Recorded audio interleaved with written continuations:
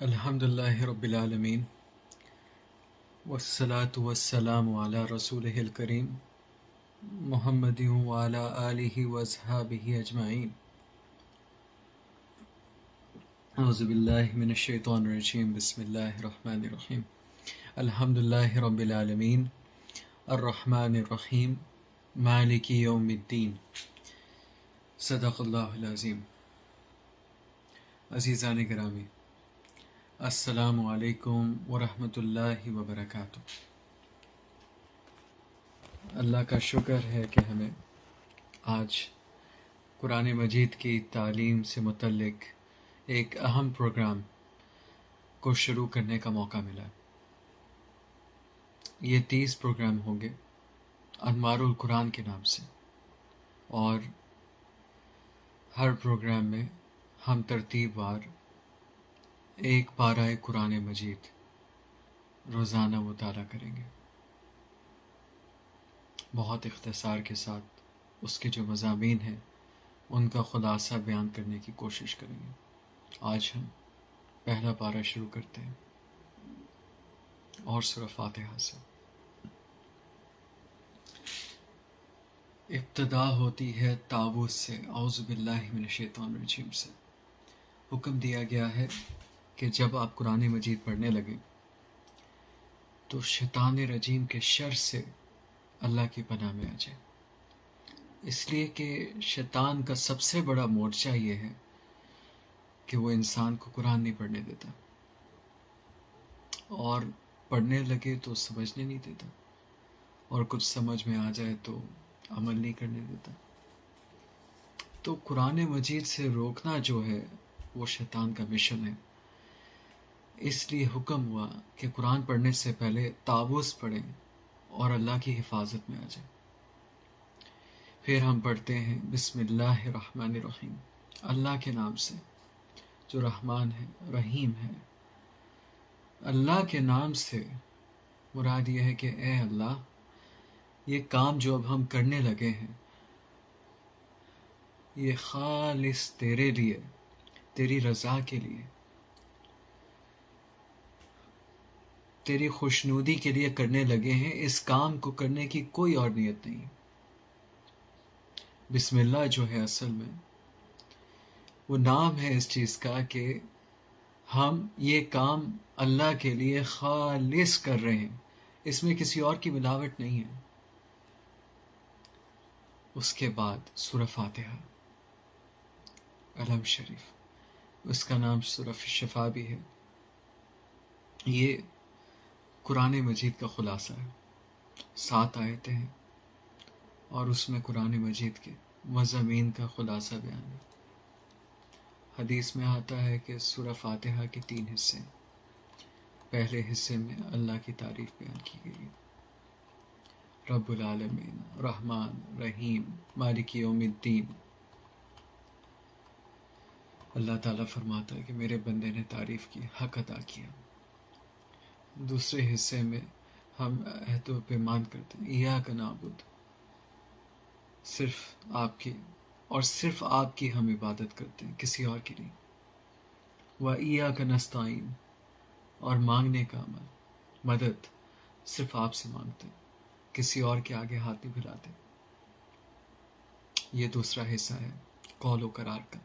فرماتے ہیں کہ یہ بندے اور میرے درمیان ہے. تیسرا حصہ جو ہے وہ دعا کا ہے. اہدنا الصراط المستقیم، اے اللہ ہمیں صراط مستقیم کی ہدایت دے، اس پہ چلا. وہ صراط مستقیم ان لوگوں کا راستہ جن پہ آپ نے انعام فرمایا، ان کا نہیں جن پہ آپ ناراض ہوئے، جو گمراہ ہوئے. یہ مختصر سورہ فاتحہ. سورہ البقرہ شروع ہوتی ہے.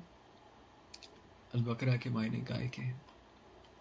عجیب بات یہ ہے کہ ابھی ہم کہہ رہے تھے اہدنا الصراط المستقیم، اے اللہ ہمیں سیدھے راستے پہ چلا. یہ ہمارا سوال تھا، اللہ سے دعا دی. سورہ بقرہ میں فوراً اس کا جواب مل گیا.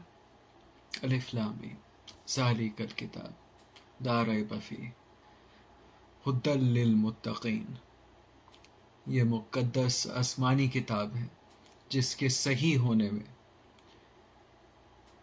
اصلی اور جینوین ہونے میں، بالکل درست ہونے میں کوئی شک و شبہ کی گنجائش نہیں۔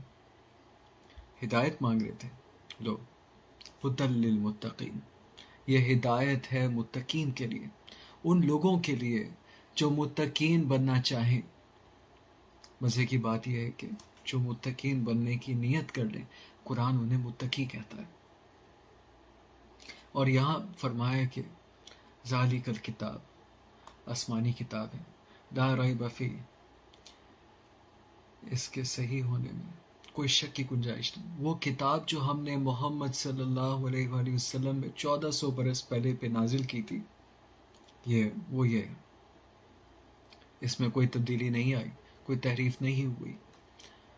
وہ آسمانی کتابوں میں تبدیلی کے، تحریف کے، اضافے کے، ایڈیشن الٹریشن کے جو تم کھیل کھیلتے ہوئے بہت کھیل چکے، اب نہیں۔ اب کتاب کے پہلے صفحے پہ یہ آیت لکھی نظر آئے گی، لا ریب فیہ، اس کے درست ہونے میں، جینوین ہونے میں کوئی شک کی گنجائش نہیں۔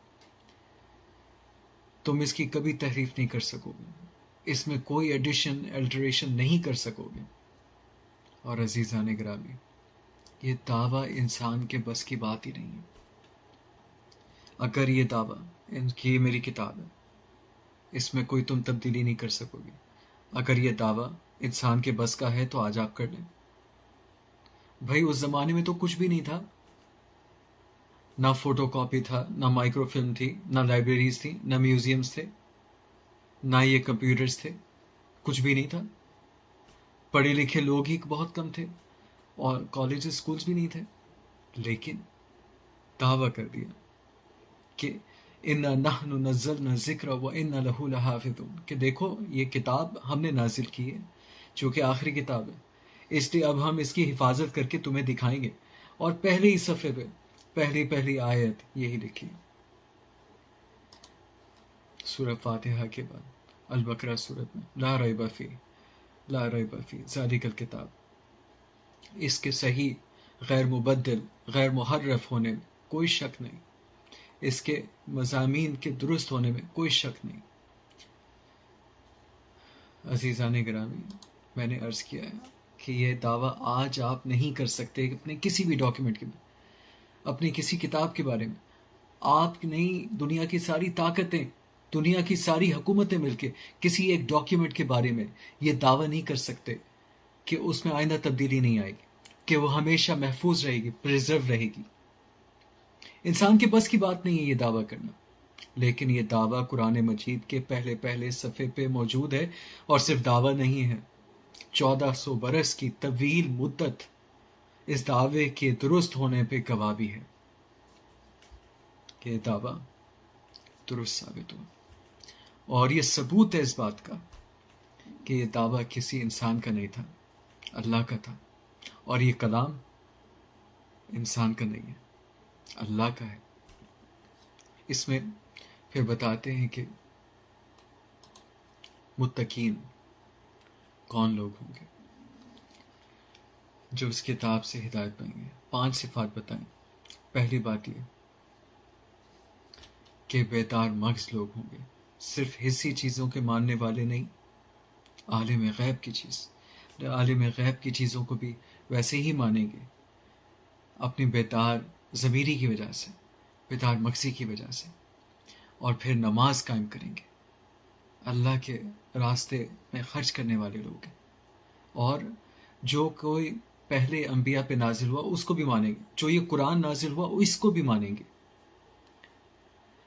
لا یؤمنون بما انزل الیک وما انزل من قبلک، آپ سے پہلے جو نازل ہو گیا اس پہ بھی، تمام کتابوں پہ، تمام انبیاء پہ ایمان لائیں گے، اس پہ بھی، قرآن پہ بھی، حضور کی رسالت پہ بھی۔ جی، بعد میں کسی آنے والے کا ذکر نہیں ہے، نہ نبی کا، نہ رسول کا، نہ کتاب کا۔ اور یہاں سے ثابت بھی ہوتا ہے کہ قرآن کے بعد کوئی آسمانی کتاب نہیں آنی ہے، اور محمد رسول اللہ صلی اللہ علیہ وسلم کے بعد کوئی نبی، کوئی رسول نہیں آنے والا۔ اور ایک حدیث میں بھی آپ نے فرمایا کہ میرے بعد 30 شخص نبوت کا دعویٰ کریں گے، اور سب کا दावा झूठा ہوگا.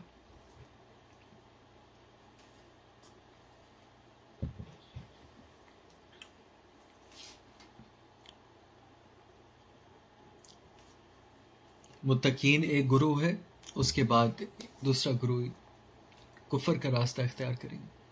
تیسرا گروہ جو ہے وہ منافقین کا ہے. ان کی صفات یہ بیان کی گئی کہ وہ بڑے ہوشیار بنتے ہیں, اندر کچھ باہر کچھ, لوگوں کو دھوکہ دینا چاہتے ہیں, اللہ کو اور اللہ کے رسول کو. کسی کو دھوکہ نہیں دے پائیں گے, اپنے آپ کو دھوکہ دیں گے. ما یخعون الا انفسہم, انسان کسی اور کو اتنا دھوکہ نہیں دیتا جتنا اپنے آپ کو دیتا ہے. انسان کسی اور سے اتنا جھوٹ نہیں بولتا جتنا اپنے آپ سے جھوٹ بولتا ہے, اور کسی کو بیوقوف نہیں بنا سکتا سوائے اپنے آپ کو. اور دیکھا یہ منافقین کی صفت ہے, اور ان کے دل میں بیماری ہے دوگلے پن کی, اور اللہ اس بیماری کو اور بڑھا دیں گے. اور عقل سے سیاری لوگ ہیں, بڑے اپنے آپ کو ہوشیار سمجھتے ہیں. فسادی لوگ ہیں, اپنے آپ کو مصلح سمجھتے ہیں. یہ ان کی صفات ہے. آگے چل کے فرمایا کہ دیکھو, اگر تم یہ سمجھتے ہو کہ یہ قرآن مجید جو ہے یہ اللہ کا کلام نہیں ہے, یہ محمد رسول اللہ صلی اللہ علیہ وسلم نے اپنی جی سے خود ہی گھڑ لیا, کہ پھر ایسا کرو, میاں تم بڑے بڑے شاعر ہو, ادیب ہو, فنکار ہو, خطیب ہو, لٹریٹور ہو, نقاد ہو, تمہارا کلام پہ لوگ بہت واہ واہ کرتے ہیں, ایسا کرو کہ تم سارے مل جاؤ اور قرآن مجید کی کوئی چھوٹی صورت کے برابر اس جیسی ایک صورت بنا لاؤ, اور دیکھو اس کا فیصلہ اپنے ہی لوگوں سے کروا لو, اپنے بیوی بچوں سے کروا لو, اپنے قبیلے کے لوگوں سے کروا لو, ان لوگوں سے کروا لو جو تمہارے کلام پہ واہ واہ کرتے ہیں, جو تمہارے کلام سن کے سجدے میں گر جاتے ہیں. ان کے سامنے ذرا رکھ کے پوچھ لینا, یار یہ ایک چھوٹی سی صورت لکھ کر آ گیا ہوں, دیکھو قرآن جیسی ہے. اور فرمایا علم تفلو ولن تفلو, اور ایسا کبھی نہیں ہو سکے گا, کبھی نہیں ایسا ہو سکے گا کہ کبھی تمہارے اپنے لوگ, تمہارے گھرانے کے لوگ, تم پہ واہ واہ کرنے والے لوگ, وہ یہ کہہ دیں کہ تمہارا کلام جو ہے وہ قرآن کے برابر ہے, قرآن جیسا. کبھی ایسا نہیں ہوگا. یہ قرآن کا ایک چیلنج بھی ہے, ایک پیشگوئی بھی ہے, اور 1400 سال کی مدت نے ثابت کر دیا کہ یہ پیشگوئی بھی درست ثابت ہوئی. آگے چل کے قصہ آتا ہے حضرت آدم کی خلافت کا اور ابلیس کا. اللہ تعالیٰ نے فرمایا کہ میں زمین پہ خلیفہ بنانے لگا ہوں.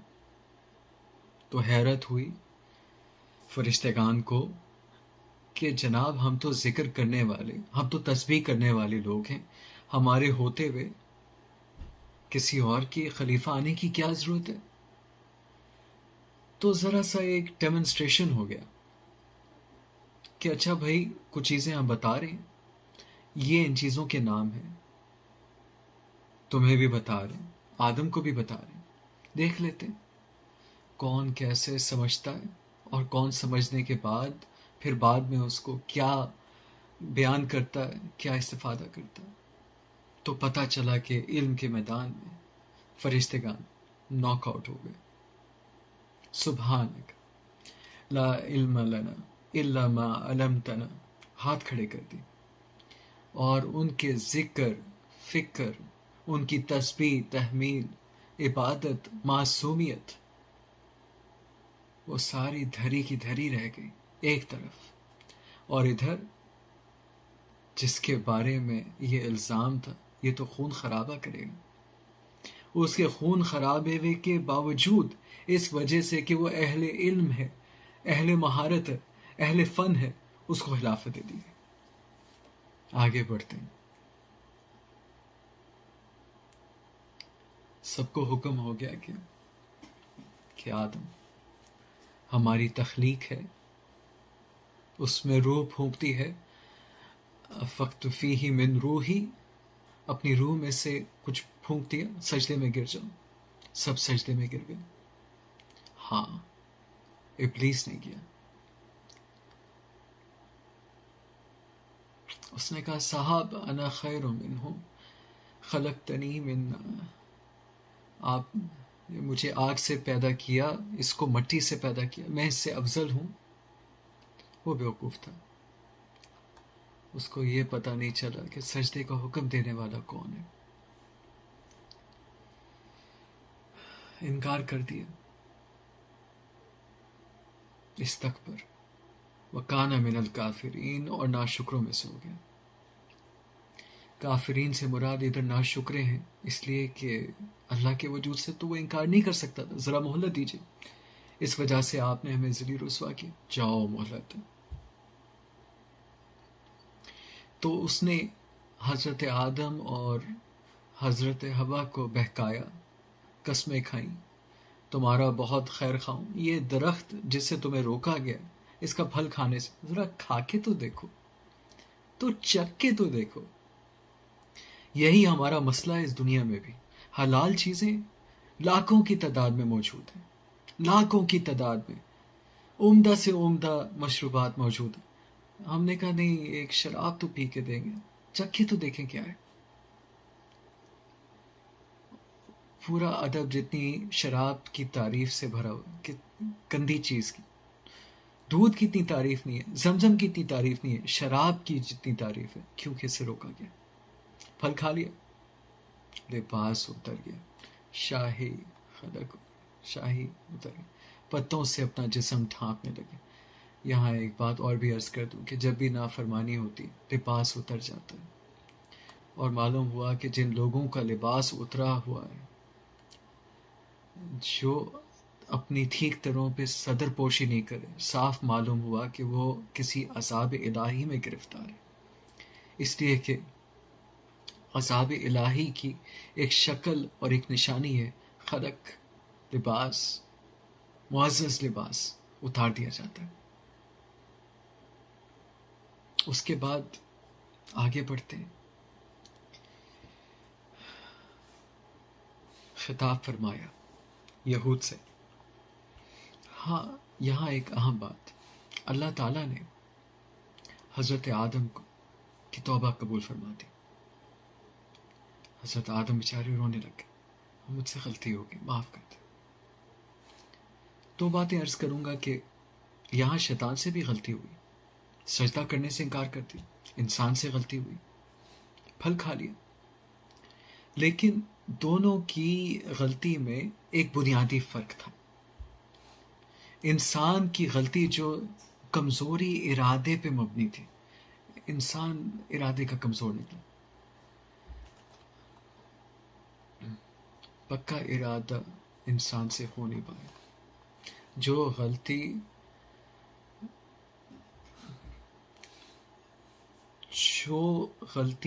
انسان سے ارادے کی وجہ سے ہو، انسان فوراً اس پہ معافی مانگتا ہے. لیکن شیطان کی جو غلطی ہے وہ کبر کی وجہ سے ہوئی، انسان دشمنی کی وجہ سے، بغض کی وجہ سے اپنے آپ کو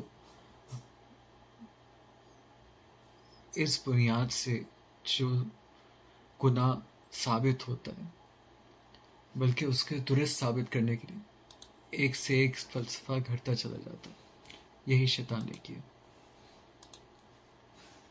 لیکن شیطان کا جو گناہ تھا وہ کمزوری ارادے کی وجہ سے نہیں تھا، وہ کبر کی وجہ سے تھا، غرور کی وجہ سے تھا، نخمت کی وجہ سے تھا، انسان دشمنی کی وجہ سے، بغض کی وجہ سے، اپنے آپ کو انا خیر، میں اس سے بہتر ہوں، اس بنیاد سے جو گناہ صادر ہوتا ہے اس پہ انسان پہ ندامت نہیں ہوتی، بلکہ وہ اس کو درست ثابت کرنے کے لیے ایک سے ایک فلسفہ گھڑتا چلا جاتا ہے. یہی شیطان نے کیا. انسان اور شیطان میں بنیادی فرق، انسان نے معافی مانگ لی، شیطان سے معافی نہیں مانگی گئی.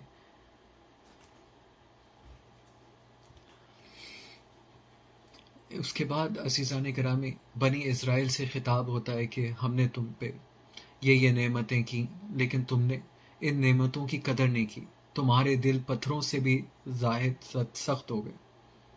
اور پھر قرآن مجید پہلے اس صورت میں بنی اسرائیل پہ بہت بڑی چارج شیٹ لگاتا ہے کہ ان پڑھ لوگ ہیں، اپنے آپ کو صاحب علم سمجھتے ہیں اور دل خوش ہے ان باتوں پہ ہی کہ ہم تو اللہ کے محبوب ہیں، اللہ کے بیٹے ہیں، ہمارا تو حساب ہی نہیں ہوگا، اور پھر جادو کری ٹونے ٹوٹ کے اس میں پڑے ہوئے اور لوگوں کے ایمان تک خراب کرتے، ایسی ایسی حرکتیں کرتے جن سے کہ میاں بیوی کے آپس میں جھگڑے ہوں، فساد بھرپا ہو۔ اس کے ان سب باتوں کے کہنے کے بعد فرمایا کہ انہوں نے دین کی کتابوں میں بھی، تورات میں بھی تحریف کر دی، تبدیلی کر دی، اس پہ عمل کرنا چھوڑ دیا، اور فرمایا کہ